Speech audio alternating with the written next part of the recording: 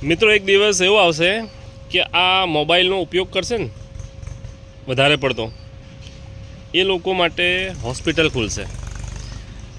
ન્યૂઝપેપરમાં એવી જાહેરાતો આવશે, મોબાઈલનો નશો છોડાવવા માટે મળો.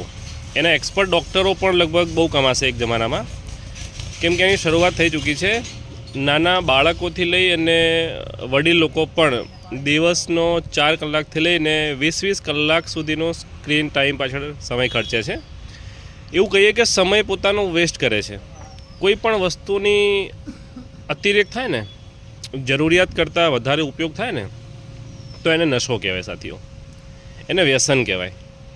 અને એ વ્યસન શરીરની સાથે સાથે મનને પણ બગાડતું હોય છે. ઉદય હોય ને, ઉદય એ લાકડાને કોરી ખાય, એવી રીતે આ મોબાઈલનો જે ઉપયોગ છે ને, એ તમારા બ્રેનના સેલ્સને ખતમ કરી કાઢે.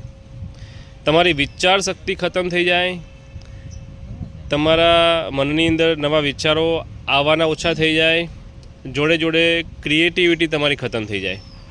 ખાસ કરીને બાળકોને પ્રોબ્લેમ શું થાય કે આંખો તો ખરાબ થાય જ થાય, આંખો ત્રાંસી થાય, આડી અવળી થાય, આંખો ડ્રાય થઈ જાય, જોડે જોડે ભણવાનું કંઈ યાદ ન રહે, ભણવામાં મન જ ન લાગે, કેમ કે ફોકસ ડાઉન થઈ જાય.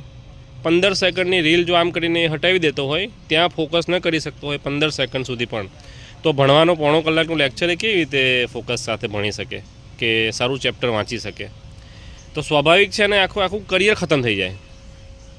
તો મિત્રો, આ જે મોબાઈલ છે ને, એ ખાસ કરીને સૌથી ઘાતક અને ખતરનાક જો સાબિત થતું હોય ને, તો એ વિદ્યાર્થીઓ માટે ને બાળકો માટે એમનું કરિયર ખતમ કરી કાઢે. મોબાઈલની સરખામણી અમે ડ્રગ સાથે કરીએ છીએ. જે નશો છે એની સરખામણી ડ્રગ સાથે કરવામાં આવે તો નવાય નહીં. તો જે પણ લોકો આ વિડીયો જોવે છે એ લોકોને વિનંતી કે જો તમે તમારા બાળકોનું ઉજ્જવળ ભવિષ્ય ઈચ્છતા હોય તો આજથી જ, અત્યારથી જ બાળકોને મોબાઈલ આપવાનું બંધ કરી કાઢો. વાલીઓ કેવી એક્સક્યુઝ કાઢે છે, કેવા બહાના કાઢે છે, છોકરો મોબાઈલ મૂકતો જ નથી. તો મોબાઈલ આપો તો મૂકે ને, મોબાઈલ આપવાવાળા તમે જ છો. બાળકને તમે જે વસ્તુ આપશે ને, એ બાળક એનો ઉપયોગ કરશે. તો બાળકને આપણે એ જ વસ્તુ આપવી જે વસ્તુ એના માટે હિતકારી હોય, એના માટે ફાયદાકારક હોય. સો આ બાબત ખૂબ જ ગંભીર છે. ટૂંકાણમાં મારી વાત મૂકું છું કે મોબાઈલ છે એ ડેથ વોરન છે.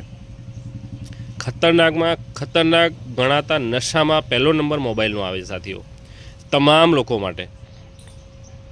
સારા કામ માટે વાપરે તો ચોક્કસ એનો બેનિફિટ થવાનો છે, પરંતુ રીલ્સ જોએ રાખશે અલગ અલગ પ્રકારની ટાઈમ પાસ, તો એ એના સમયને તો બરબાદ કરે છે, સાથે સાથે એનું આખું જીવન બરબાદ થઈ જતું હોય છે. અમે લોકો પણ મોબાઈલનો ઉપયોગ કરીએ છીએ અને ઘણી બધી નવી નવી વસ્તુઓ શીખીએ છીએ. આ જ મોબાઈલના ઉપયોગથી પૈસા કમાઈએ છીએ. જ્યારે એવા હજારો લાખો લોકો છે આપણા દેશની અંદર, 90%થી વધારે વર્ગ, જ્યાં મોબાઈલનો મિસયુઝ કરી, મોબાઈલનો દુરુપયોગ કરીને પોતાનો સમયને, મનને, મગજને બધું જ બરબાદ કરે છે અને ખરાબ કરે છે. તો જાગ્યા ત્યારથી સવાર, આજથી નિર્ણય લો કે મોબાઈલનો ઉપયોગ જરૂર પૂરતો જ કરવો, અને કરવો તો કંઈક ફાયદા માટે કરવો, નહીં કે ટાઈમ પાસ કે ટાઈમ વેસ્ટ કરવા માટે. All the best.